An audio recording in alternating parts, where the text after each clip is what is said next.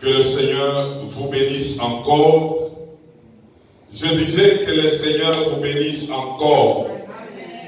Que le Seigneur vous bénisse encore. Amen. Nous prenons notre premier texte. Nous sommes dans Marc chapitre 1er, du verset 9 au verset 13. Marc chapitre 1, verset 9 au verset 13, nous lisons. En ce temps-là, Jésus vint de Nazareth en Galilée et il fut baptisé par Jean dans le Jourdain. Au moment où il sortait de l'eau, il vit les cieux s'ouvrir et l'Esprit descendre sur lui comme une colombe. Et une voix fit entendre des cieux ces paroles. Tu es mon Fils bien-aimé, en toi j'ai mis toute mon affection. Aussitôt l'Esprit poussa Jésus dans le désert, où il passa 40 jours tenté par Satan. Il était avec le bête sauvage, et les anges le servaient. Amen. Et nous prenons Luc chapitre 4, le verset 1. Luc chapitre 4, le verset 1, la Bible dit: Jésus rempli du Saint-Esprit revint du Jourdain, et il fut conduit par l'Esprit dans le désert. Amen. Dimanche passé, nous avions vu comment est-ce que Dieu, par la bouche de l'apôtre Paul, dans 1 Timothée chapitre 2 et le verset 4, où Paul est en train de dire qu'il est en train de prier, ou que nous devons prier, afin que Dieu puisse sauver des gens, non seulement qu'il les sauve, mais que ces personnes parviennent à la connaissance de la vérité. Et nous avions dit, oui, être sauvé c'est une chose, mais en plus d'être sauvé, nous devons parvenir à la connaissance de la vérité. Et là, il y a toute une marche. Le salut, nous l'avons par la foi. Mais la connaissance de la vérité, nous devons travailler à ça. Alléluia. Ça, c'est un travail de tout le jour. Et nous avions dit que la vérité était un homme. La vérité, c'est qui? C'est Jésus-Christ. Et donc, nous devons parvenir à la connaissance de Jésus-Christ. Alléluia. Et dimanche passé, nous avons vu comment est-ce que Jésus était entré dans ce monde. Il est entré d'une manière simple. Seulement ceux qui étaient avisés et ceux dont Dieu avait déjà parlé, ils pouvaient comprendre que c'était le Messie qui était entré. Et nous avions parlé autour de la destinée. Et aujourd'hui, nous voulons continuer dans les dimensions fortes de la vie terrestre de Jésus. Parce que si tu connais Jésus, si tu comprends les contours de sa vie, tu mèneras une vie chrétienne puissante. Jésus, la Bible n'a pas beaucoup parlé de son enfance. Jusqu'à 12 ans, où on nous présente, il était parti au temple avec ses parents. Et puis il est resté là-bas pendant 3 jours, on a commencé à les chercher. Mais après les 18 ans, il y a eu comme un silence. Donc après les 12 ans, là, je disais, 18 ans de silence. La Bible n'a pas parlé clairement ce que Jésus faisait pendant les 18 ans. De 12 ans à 30 ans, la Bible ne parle pas beaucoup de la vie de Jésus. Mais on le présente à 30 ans. Où quelqu'un apparaît là où il y avait un homme qui était nommé Jean-Baptiste. Il baptisait les gens. Il voit quelqu'un venir vers lui. Et cette personne, Jean avait déjà une révélation sur lui. Il voit Jésus aussi entrer dans les eaux du Jourdain. Jean les regarde. Jean dit non. Qu'est-ce que tu es venu faire devant moi? Jésus lui dit que tu me baptises. Jean dit non, non, moi je ne peux pas te baptiser toi. Je ne suis pas digne, même d'ôter des sandales. Je ne peux pas te toucher. Mais Jésus insista. Il a dit à Jean, tu dois faire ce qui est juste. Oh, je me le dis ce matin, être baptisé, c'est faire ce qui est juste. Jean, quand il a vu l'insistance de Jésus, il a laissé faire. Il a pris le Seigneur. Il a plongé dans l'eau. Mais pendant qu'il a plongé dans l'eau, il est sort de l'eau. Il y a eu 4 choses qui se manifestaient là. Du coup, premièrement, le ciel s'est ouvert. Il voit une colombe venir du ciel jusqu'à se poser sur l'épaule de Jésus. C'était visible. Deuxièmement, troisièmement plutôt, ils ont vu, ils ont entendu une voix qui a parlé. Celui-ci est mon fils bien-aimé en qui j'ai mis toute mon affection. Et quatrièmement, on dit l'Esprit les poussa vers le désert. Le ciel s'ouvre, la colombe descend, la voix se fait entendre, et puis l'Esprit pousse Jésus vers le désert.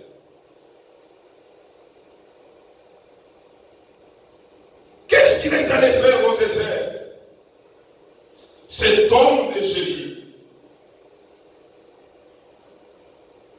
Au désert, il devrait rencontrer Dieu, passer du temps avec Dieu. Nous allons comprendre ce matin quelque chose de très profond. Alléluia. Est-ce que nous sommes là? Amen. Soyez attentifs. Le Seigneur va nous parler et nous allons comprendre les choses. Je voudrais dire que le baptême, c'est une clé, une grande clé qui ouvre beaucoup de choses dans la vie d'un enfant de Dieu. C'est pourquoi Jésus, avant toute chose, il devrait commencer par le baptême. Le baptême, c'est une clé qui ouvre le ciel. Le baptême renferme beaucoup de mystères.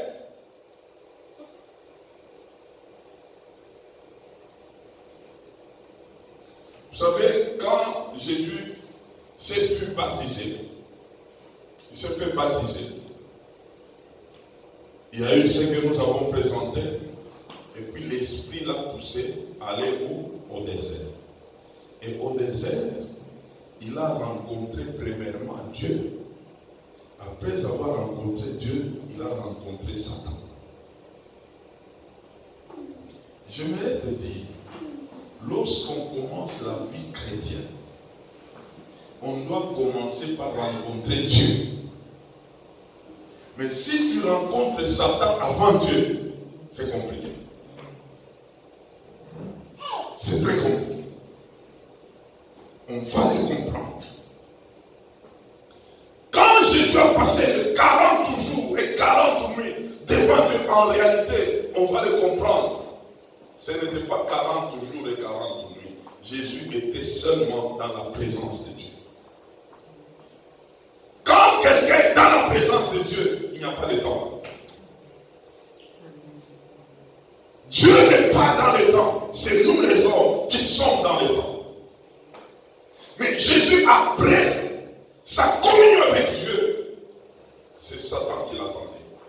Comme pour dire, à tout temps, Satan rôde autour des enfants de Dieu.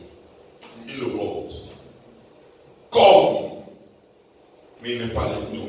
Il est comme les lions. C'est pourquoi celui qui est dans la présence de Dieu, il ne peut que vaincre Satan. Si tu es dans la présence de Dieu, Satan va continuer à rôder, mais il ne peut pas te vaincre. C'est toi qui seras toujours vainqueur. Laissez-le rôder. C'est son travail de rôder, mais la victoire t'appartient. Jésus, il a passé du temps avec Dieu, et Satan était là, et Jésus a vaincu Satan. Et Satan l'a tenté par 3 choses. Et pour la tentation, nous allons voir ces 3 choses, nous allons le voir dimanche prochain. Parce que ce sont les 3 choses que si quelqu'un n'arrive pas à les vaincre, frère, on va te mettre par terre. Premièrement, il a tenté par le manger. Si tu es fils de Dieu, transforme ce pierre ici en pain et mange. On va voir ça. Ce n'est pas le manger que tu manges ici. Vous savez, beaucoup de gens, quand ils travaillent, ils cherchent les manger. Il y a beaucoup de tentations dans les manger. C'est la vie là. Les manger. On n'attendait pas les manger. Deuxième tentation, c'était la puissance et la gloire. Je te donnerai la puissance et la gloire de ce monde.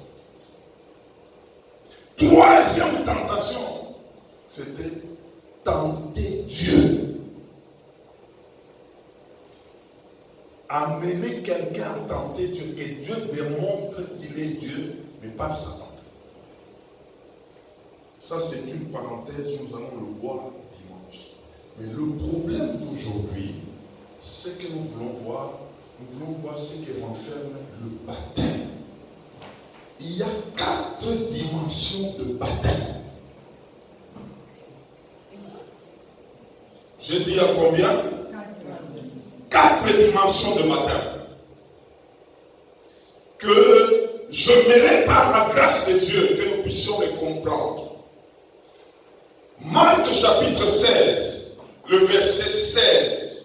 La Bible est en train de dire ceci. Celui qui croira et qui sera baptisé sera sauvé.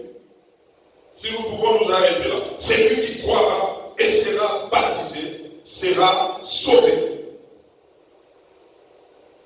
Comme nous avons dit, il y a 4 dimensions de baptême. La première dimension du baptême, c'est le baptême dans le corps du Christ. Selon Galates chapitre 3, versets 26 à 27. Le baptême dans le corps du Christ, c'est quel baptême?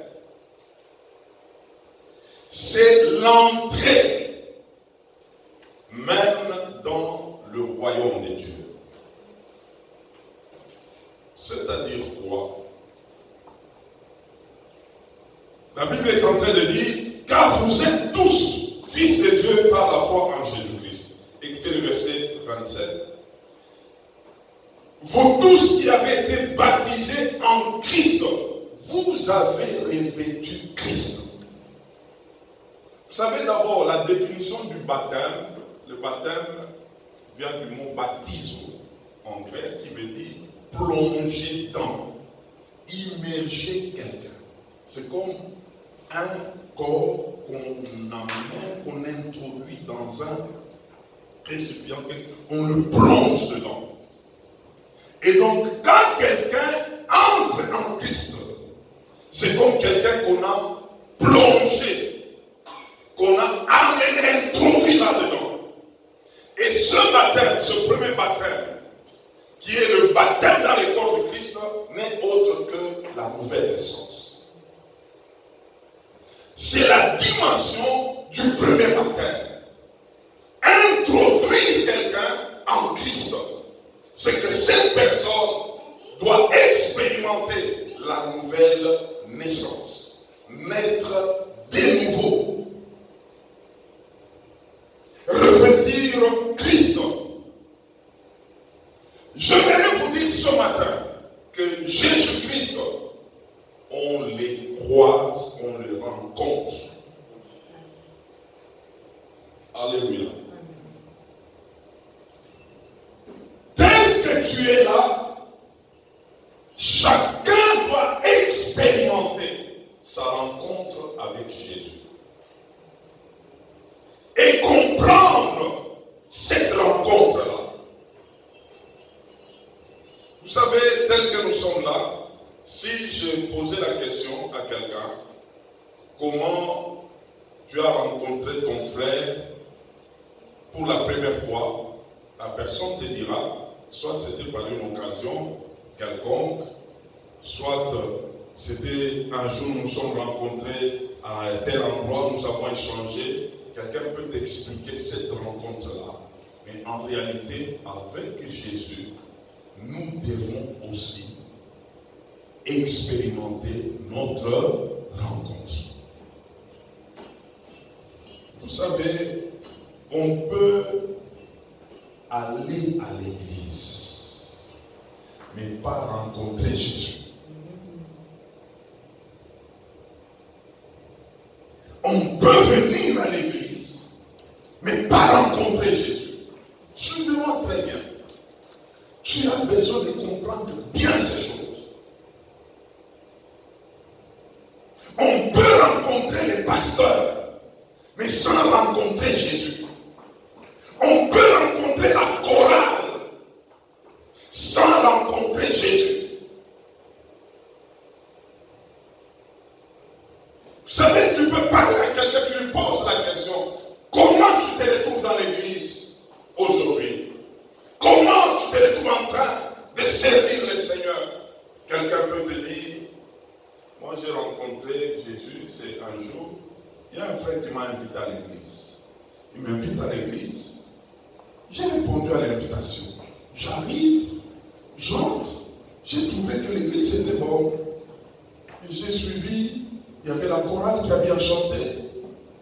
Et puis j'ai écouté un message, le pasteur a bien prêché.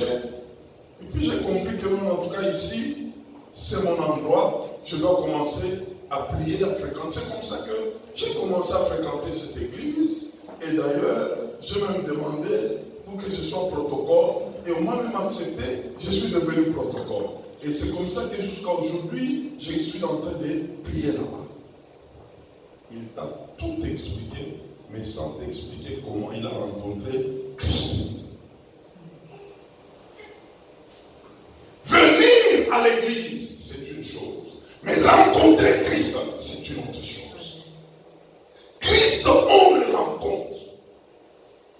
Et ça doit être clair dans la vie de tout un chacun. Rater cette occasion, c'est fini pour toujours. C'est le premier point. Ça doit être clair, mon frère. Et il y a toujours une question que je pose pour ceux qui m'écoutent. Comment les rencontrer? Parce que nous parlons de rencontrer Jésus. Comment les rencontrer? Mes frères, je peux te donner juste une petite réponse. C'est le désir. Quand tu viens ici, désir de rencontrer Jésus.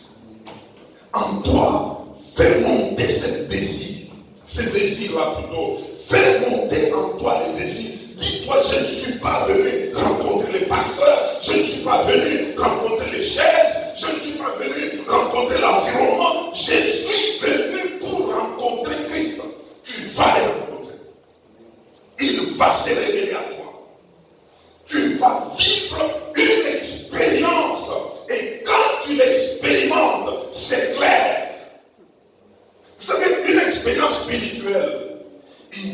d'abord la personne qui l'a expérimenté qui peut la comprendre. Ce n'est pas que nous étions ensemble, nous prions, nous avons senti tout ça, la chaleur, c'est comme ça que nous avons compris que Dieu est là. Non, non, non. Chacun parlera de sa manière dont il a rencontré. Et cette manière-là, ça sera l'indice qui te poussera à t'attacher à lui. Pourquoi tu t'attaches à lui? Moi, je l'ai rencontré. Comment tu l'as rencontré? Quelqu'un commence à t'expliquer. Moi, voilà comment est-ce que ça s'est passé. Voilà comment. Vous savez, nous avons des gens aujourd'hui. Ils prient, ils abandonnent, ils viennent, ils abandonnent. Le vrai problème, il n'y a pas l'affaire de la rencontre. Quand tu l'as rencontré, tu auras toi-même des explications, ton expérience, tu vas le dire. Et c'est ça qui va te pousser à t'attacher à lui. Nous ne nous attachons pas à Christ pour rien faire. Nous nous attachons à lui parce que nous l'avons expérimenté. Il y a des choses que nous avons vécues.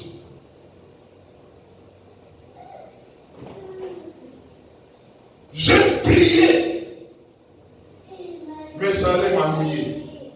Et j'avais demandé à Dieu, si ça continue comme ça, moi je vais arrêter.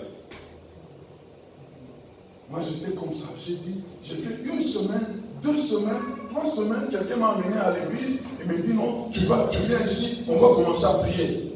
Il m'amène, on lance un appel, qui va accepter Jésus? Moi aussi j'étais du nom, j'ai dit je vais essayer. Mais on nous dit, allez, passez devant, nous passons devant. Mettez-vous à genoux, nous sommes à genoux, on prie pour nous, et puis on nous dit, vous avez reçu Jésus, allez maintenant commencez à venir à l'église. J'ai dit, bon, on va continuer comme ça. On vient à l'église, mercredi, vendredi, dimanche, mercredi, vendredi, 2 semaines, 3 semaines. C'est comme ça. Non, non, moi ça ne m'intéresse pas. J'ai commencé à me poser des questions. Seigneur, c'est ça toi. Je ne te sens pas. Si c'est la vie chrétienne est là, moi j'étais païen. Dans ma vie païenne là, j'étais très sérieux étant païen. J'ai fait le péché sérieusement. Mais en toi comme ça, je parle, je reviens, je parle, et c'est ça la vie chrétienne. Je dis non, non, non, non. En tout cas là, ça ne m'intéresse pas. J'ai besoin de quelque chose. Mes frères, quand tu le désires, il va se révéler. Il y a des gens qui se posent des questions. Pourquoi toi, moi ça fait plus de 30 ans maintenant, je suis avec Jésus. Et toujours, je l'ai rencontré. Et il m'a expliqué des choses. J'ai vu des choses. Et donc, quand je suis Jésus, je me réfère à ce que j'avais vu. Je me réfère à la vision que j'avais reçue. Et c'est comme ça que ça pouvait me garder jusqu'aujourd'hui. Et ça manque à plusieurs. Je ne dis pas que tu vas expérimenter les mêmes choses avec moi, mais tu auras une particularité de ton expérience. Et c'est ça qui sera pour toi la fondation de ta vie chrétienne. Et ça, il faut le désirer. Le Seigneur ne travaille pas avec des hommes indifférents. Il nous dit, tu me chercheras et tu me trouveras si tu me cherches de tout ton cœur. De tout ton cœur. Pas d'une manière indifférente. J'avais la soif. Je voulais voir clair. Je voulais comprendre. Il s'est révélé. Et si toi, tu prends une telle attitude, il va se révéler. Il va se révéler. Il va se révéler.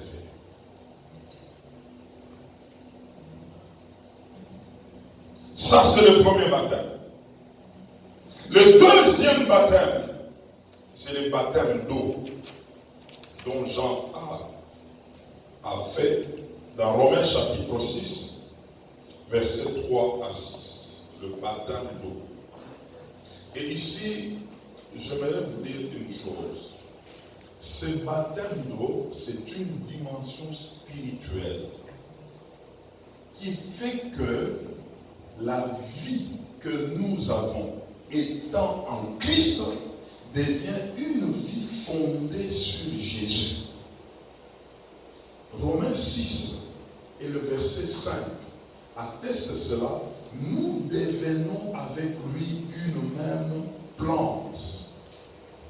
C'est-à-dire, notre vie tire maintenant sa source de Jésus-Christ. Et c'est par là que Romains chapitre 8, verset 1 nous dit, plus de condamnation pour ceux qui sont en Christ. Lorsque quelqu'un est né de Dieu, on ne peut pas le mentir. On ne peut pas le maintenir dans un lien. Ce qu'on appelle communément des liens de famille. En Jésus-Christ, il n'y a pas de liens de famille où on est en train de te réclamer parce que dans ta famille, il y a eu des choses comme ça, il y a des célibats, il y a des maladies héréditaires, il y a des mauvais sorts, parce que toi tu viens de telle famille, c'est pourquoi ces choses te poursuivent, même étant en Jésus-Christ, ces choses-là ont de l'impact sur toi. Non. Ça n'a aucun impact pour celui qui est passé par la porte qui est Jésus-Christ et il est entré, il est conscient de sa vie chrétienne, il a rencontré de telles choses n'ont plus d'effet sur lui. Ça n'a plus d'effet sur lui. Et cette dimension, c'est la dimension de la prise de conscience. Dans le baptême d'eau, il y a cette dimension de la prise de conscience où quelqu'un réalise que j'étais à tel endroit, maintenant je ne suis plus dans cet endroit, je suis entré dans le royaume de Dieu. Je suis conscient de ma vie chrétienne. La prise de conscience, c'est que je ne peux pas accepter qu'on me traite comme tout le monde. Je ne peux pas accepter qu'on m'amène dans les sorts communs. J'ai compris que tout le mois du passé, je les ai amenés vers la mort. Je les ai ensevelis. Je suis sorti avec Jésus. Je suis devenu enfant de Dieu. Je tire ma vie de Christ. Bien-aimé, cette prise de conscience, c'est ça qui nous amène dans une vie chrétienne puissante. Où tu commences à réaliser que tu n'es pas comme tout le monde. Que tout ce qui arrive à tout le monde ne peut pas t'arriver. Parce que ta vie, tu ne la tires plus de la racine familiale. Ta vie, tu la tires de la racine de Jésus-Christ. C'est lui qui devient ta racine. C'est de lui que toi tu es en train d'avoir la vie. Celui qui veut toucher à ta vie, il doit commencer par toucher à ta racine. Et cette racine, c'est Jésus. Et quand on comprend ces choses, même la maladie, même les infirmités ne pourront rien contre toi. Parce que je n'ai jamais vu dans la Bible où Jésus était malade. Oh, je viens de lui, je tire ma vie de lui. Mes frères, mes soeurs, vous savez, on nous a beaucoup privé la parole de Dieu. C'est comme quelqu'un, on dit, tu es sauvé, c'est fini, tu es sauvé. Maintenant, là, continue à faire tes affaires, continue. Non, non, tu es sauvé, mais accède maintenant dans la vérité. Accède dans la connaissance de la vérité. Possède tes bénéfices du salut. Commence à vivre avec ces choses. Il y a des choses qui ne peuvent jamais arriver à un enfant de Dieu. Je les déclare, je les répète. Parce que tu es en Christ, il y a des choses qui ne peuvent jamais t'arriver. Ça peut arriver à tout le monde, mais sauf à toi. Parce que toi, tu as l'unicité céleste. Dieu t'a mis à part. Ésaïe 61 est en train de dire, le ténèbre couvre toute la terre, mais sur toi, la lumière arrive. Ça peut arriver autour de toi les ténèbres, mais parce que tu es enfant de Dieu, le ténèbre ne sera pas sur toi. Sur toi, il y aura une lumière. Ça va toujours commencer à luire sur toi. Tout peut arriver à n'importe qui, mais sauf à celui qui a comme racine Jésus-Christ. Si nous pouvons les comprendre et prendre conscience de cela. Alléluia. Troisième dimension du baptême, c'est le baptême du Saint-Esprit. Jésus, quand Il est sorti du Jourdain, le ciel s'est ouvert, la colombe est descendue jusqu'à lui. Et Jésus était rempli du Saint-Esprit. Il était rempli de l'Esprit sans mesure. Et c'est comme ça qu'il pouvait maintenant opérer. Et après, lui aussi pouvait dire à ses enfants dans Actes chapitre 1, versets 4 à 5, de ne pas s'éloigner de Jérusalem, d'attendre ce que Dieu avait promis, qui est quoi? Qui? Le Saint-Esprit. Il les a promis d'aller attendre, de ne pas s'éloigner. J'aimerais dire ce matin que le baptême du Saint-Esprit est différent du baptême dans le corps du Christ, est différent du baptême d'eau. Toute personne, tout enfant de Dieu doit les expérimenter. Premier baptême, le baptême dans le corps du Christ. C'est qu'il faut passer par la nouvelle naissance. Deuxièmement, le baptême d'eau, cette prise de conscience de ta nouvelle identité. Et troisièmement, maintenant, une vie de plénitude.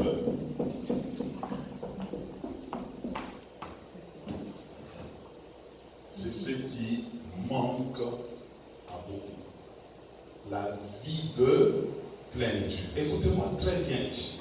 Jésus, lorsqu'il est sorti du Jourdain, il était plein. Et où est-ce qu'on l'a conduit? On l'a poussé au désert.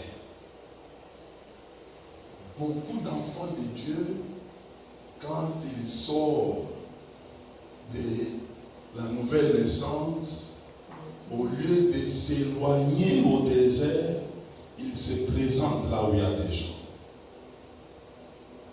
J'aimerais te dire, dans la vie, il y a des moments où il faut se cacher.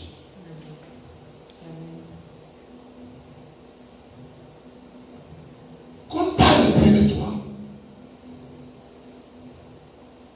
Mais que quelqu'un parle de toi, c'est Dieu. Cache-toi.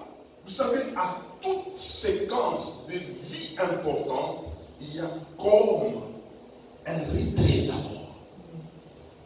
Et ça, Élie avait vécu. Élie avait une vie qui était résumée en deux mots seulement. Cache-toi et présente-toi.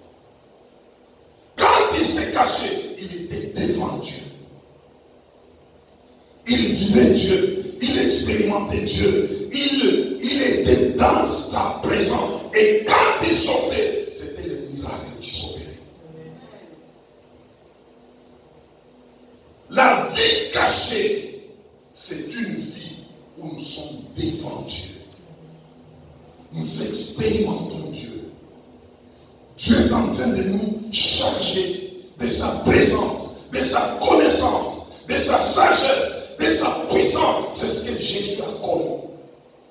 Jésus n'est pas sorti dans le Jourdain et allé vers les gens. Il est sorti dans le Jourdain, on l'a poussé au désert. Qu'il aille se cacher là-bas. Il a passé 40 jours et 40 nuits. Il était là, dans la présence de Dieu. Et la Bible dit, Satan est sorti, mais il y avait aussi les anges qui servaient Jésus. Donc Jésus a accéléré dans un monde spirituel. Avant de sortir dans un monde physique, il faut commencer par le monde spirituel. Entre dans le monde spirituel. Parce qu'en réalité, toi tu es un esprit. Dieu t'amènera d'abord à l'exercice spirituel. Avant que tu ne sortes là où il y a des hommes. Il faut d'abord que tu connaisses l'exercice spirituel. Que tu apprennes les langages de Dieu. Que tu apprennes la communion avec Dieu. Que tu apprennes qui est Dieu et comment parler avec Dieu. Comment Jésus parlait avec Dieu pendant les 40 jours? Paul nous explique maintenant. Dans 1 Corinthiens chapitre 14, verset 2, celui qui parle en langue, il ne parle pas aux hommes, mais il parle à Dieu. Ce sont des mystères qu'il est en train de dire. Jésus était dans les mystères de Dieu. Il avait son langage avec Dieu. Une telle personne, lorsqu'elle sort, la tentation ne pourra rien contre la personne. Elle vient du laboratoire de Dieu. Elle connaît les enjeux du monde. Mais lorsqu'on n'a pas passé du temps avec Dieu, les manger, la gloire, les tentations de Dieu. Vous savez comment on tente Dieu? Oh Seigneur, depuis que moi je commence à prier là, j'ai toujours des problèmes. Ça fait longtemps que tu ne fais rien. Ça c'est tenter Dieu. Tu ne fais rien. On te pousse à incriminer Dieu. Je vais vous expliquer dimanche prochain. Et Satan a poussé beaucoup de gens comme ça à avoir des conflits avec Dieu pendant que c'est Dieu qui doit intervenir dans ta vie. Frère, j'ai toutes les solutions pour ta vie, mais toi tu commences à m'attaquer. Mais je ferme même. Et Satan a réussi à beaucoup de gens les amener à entrer en conflit avec Dieu.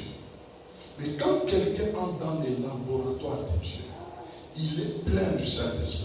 Il parle avec Dieu. Il a le langage de Dieu. Il parle à l'Esprit. Il écoute Dieu lui parler. Parce qu'en réalité, Dieu, il veut nous cacher pour que nous ayons son langage. Pour que nous ayons ses réflexes. Pour que nous ayons... Vous savez, et même les économistes le disent souvent, il est facile de connaître une fausse monnaie par une bonne monnaie. Si on veut enseigner quelqu'un à découvrir les faux, il faut enseigner à cet homme le vrai. Amen. Et quand il verra les faux, il comprendra que ça c'est faux. Si on t'enseigne Dieu, tu es dans sa présence, tu vis Dieu, tu expérimentes Dieu. Quand Satan viendra, tu sauras que ça c'est Satan. Ça ce n'est pas Dieu.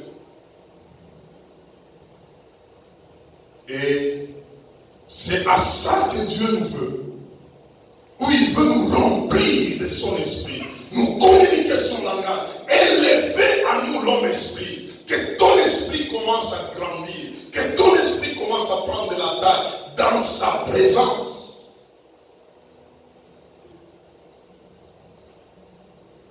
Et en fin de compte, il y a le dernier baptême. C'est le baptême de feu. Vous connaissez le baptême de feu? Vous connaissez ce baptême de feu? Je vais vous dire encore, c'est le baptême des souffrances. Baptême de persécution. Alors, j'aimerais vous donner quelques passages ici. 1 Pierre chapitre 4, versets 12 à 16 et Matthieu 3, 11. Vous savez, c'est ici où nous avons souvent des problèmes. Jésus est en train de dire, dans Jean, prenez aussi Jean 15, 19 à 20. Jésus est en train de dire que parce que lui était persécuté, ceux qui ont la même plante que lui ne peuvent qu'être persécutés. Parce que lui était haï. Ceux qui sont avec lui la même plante ne peuvent aussi être haïs. Vous savez, il y a des choses, moi je ne comprends pas, ou même deux fois, un chrétien peut commencer à se plaindre que non, moi on ne m'aime pas. Moi en fait j'ai des problèmes. On me combat. Vraiment, depuis que j'ai commencé à prier, les gens de ma famille m'ont abandonné. Depuis que j'ai commencé à prier, personne ne m'a repoussé. Mais ça c'est normal.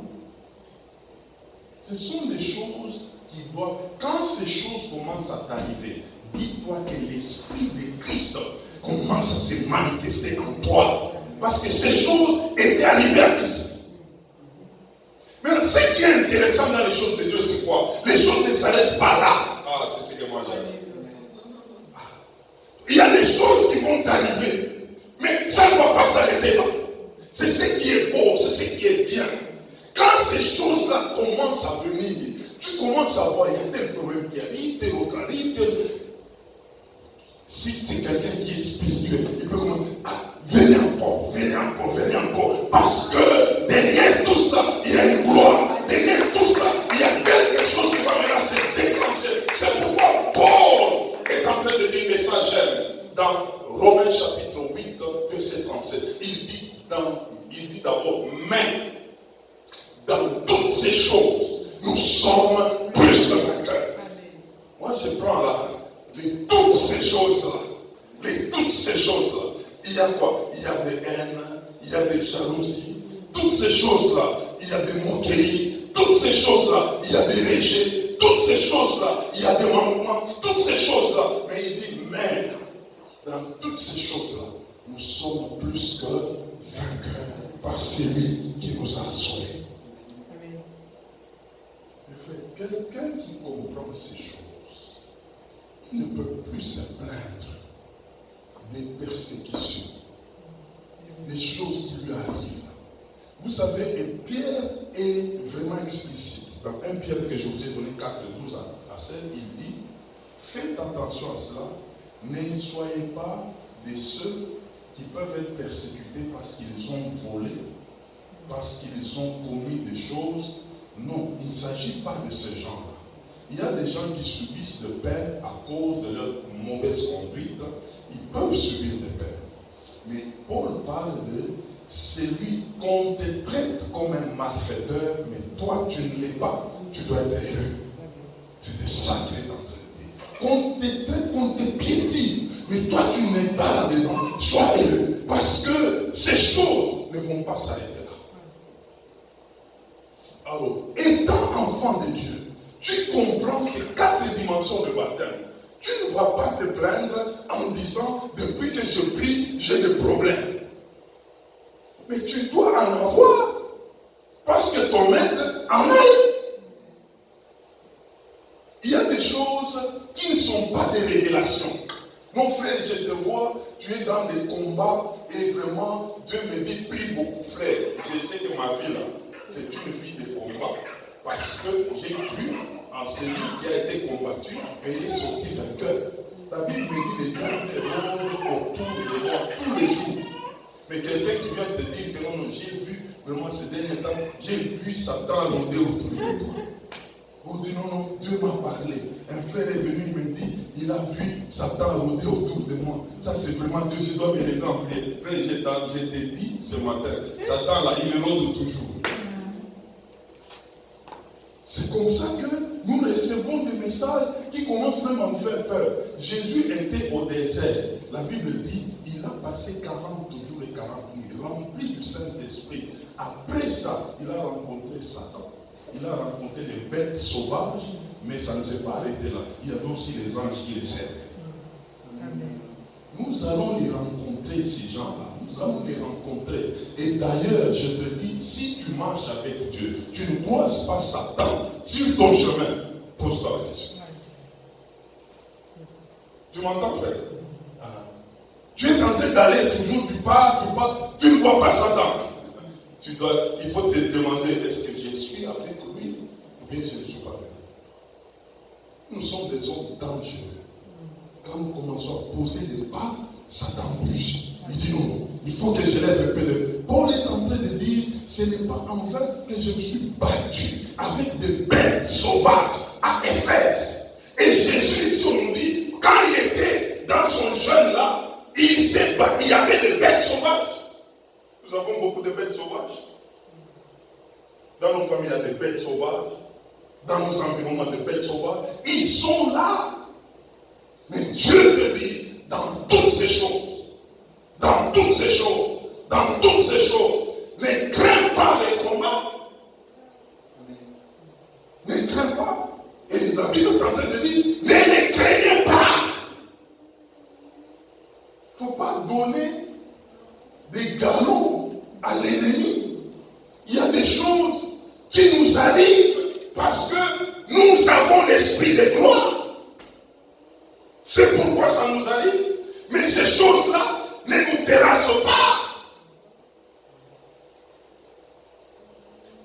C'est pourquoi, pendant qu'on chantait ce cantique, on chantait mon cœur, mes yeux ont vu l'agneau. J'ai dit non. Chantez aussi. Mes yeux ont vu les lions. Nous avons un lion, frère. Il ne faut pas parler seulement de l'agneau. L'agneau, c'était à la croix. L'agneau, c'était celui qui s'est laissé là. Celui qui s'est fait. Après la croix, l'agneau ne se laissait plus. S'il n'était plus l'agneau, c'était les lions. Ce sont des dépendants, frère. Et il y a la vision du lion. On va te traiter pour un agneau, mais ça ne va pas s'arrêter sur l'agneau, frère. Arrivera le moment, il faut sortir maintenant les griffes du lion. Et c'est à ça que Jésus est en train de nous rassurer. Que autrefois, nous pouvons subir des choses. Et ces choses-là pouvaient nous arriver. Oui, parce que ces choses étaient arrivées aussi sur lui. Mais ça ne s'est pas arrêté là. Jésus était devenu insaisissable. Il n'avait plus besoin qu'on lui ouvre la porte. Il passait, il traversait, il apparaissait. Et ça, c'est la vie de l'esprit, où tu deviens un vent. Personne ne peut mettre la main sur toi.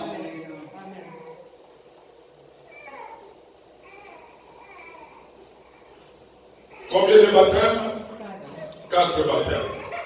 Le baptême dans le corps du Christ, le baptême d'eau qui est la prise de conscience de notre nouvelle identité, le baptême du Saint-Esprit où nous opérons sous la puissance du Saint-Esprit, et le baptême du feu, persécution, qui nous amène dans notre plénitude de la victoire. Amen. Amen. Si quelqu'un peut me dire, à partir d'aujourd'hui, je ne veux plus pleurer. J'ai compris les choses. J'ai compris les choses. Quand ça commence à venir, je dis, venez vite, parce que je dois. Vous savez, Jésus je sens qu'il faut que je parle, mais je dois m'arrêter là. Mais j'aimerais vous dire une chose pour terminer. Lorsque Jésus parlait de la croix, les autres, eux, voyaient la souffrance. C'est pourquoi il disait que cela ne t'arrive pas. Que cela ne t'arrive pas. Mais Jésus ne voyait pas la souffrance. Jésus voyait après.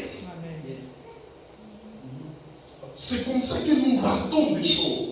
Quand tu sens juste une situation t'arrive où tu n'as plus contrôle, tu commences à paniquer. Pourquoi ça? Mais un enfant de Dieu, tu n'as pas péché. Tu es resté avec Dieu, dans son intimité. Tu as vécu avec lui. Une telle situation arrive, réjouis-toi. Parce que derrière cette situation est cachée une gloire. Et j'annonce, je suis en train de voir, je ne sais pas comment ça va se passer, je suis en train de voir une gloire, une lumière qui est en train de venir. Je vois comme un chemin tout tracé après le temps difficile. La gloire là est en train d'apparaître. Et le Seigneur est en train de l'annoncer. La chose là a déjà commencé. Déjà, ce n'est pas qu'elle va venir, mais la chose là est en train déjà de se manifester. Cette lumière est en train déjà de se manifester. Alors écoute-moi bien, ne panique plus sur une dimension d'adversité. C'est ça la porte. C'est ça la porte. Jésus pouvait dire, laisse-moi aller là-bas. C'est pourquoi Pierre insistait. Jésus pouvait même lui dire, arrière de moi Satan. Tu veux me faire manquer la gloire pour laquelle je suis venu. Mais eux voyaient la souffrance. Que la souffrance ne se fasse pas trembler. Que les adversités ne te fassent pas trembler. Regarde après. Après, il y a la gloire. Et cette gloire est déjà en train de se manifester. Que Dieu bénisse sa parole. Amen.